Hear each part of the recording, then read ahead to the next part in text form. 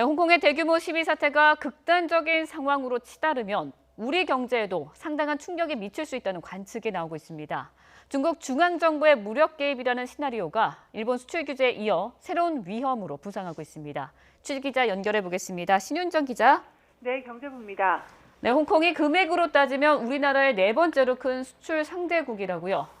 네, 그렇습니다. 한국무역협회와 코트라 등의 집계를 보면 지난해 우리나라의 대홍콩 무역액은 480억 달러로 이 가운데 수출은 460억 달러, 56조 원에 달합니다.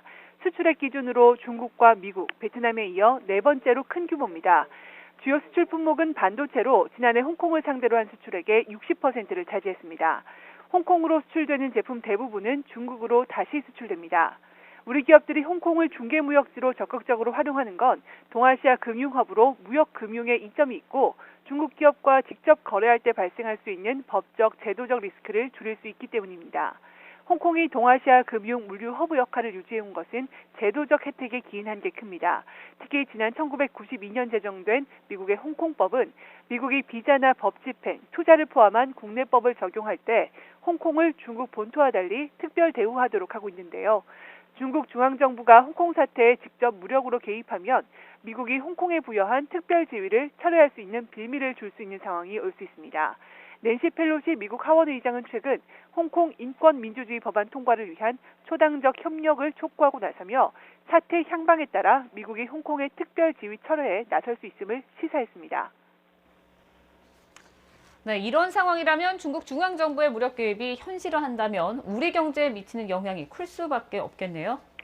그렇습니다. 증권가에서는 홍콩 시위가 경제 우려를 심화시킬 수 있는 블랙스완, 즉 검은 백조가 될 수 있다는 개연성을 제기하면서 홍콩 시위가 새로운 지정학적 리스크로 부상했다는 분석이 나오고 있습니다.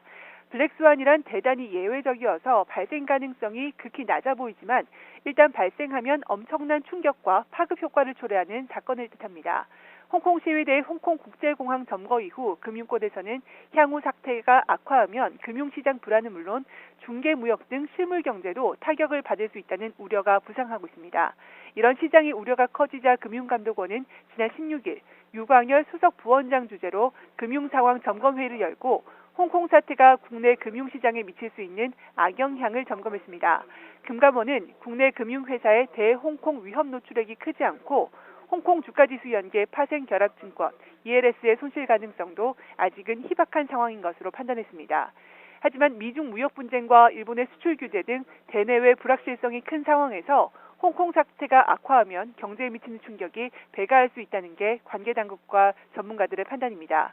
하는 관계자는 홍콩 사태는 미중 무역 분쟁 등 다른 불확실성 요인과도 연계돼 있다며 사태가 나쁜 상황으로 번진다면 우리 경제에 어떤 경로로 영향을 미칠지 짚어보고 있다고 말했습니다.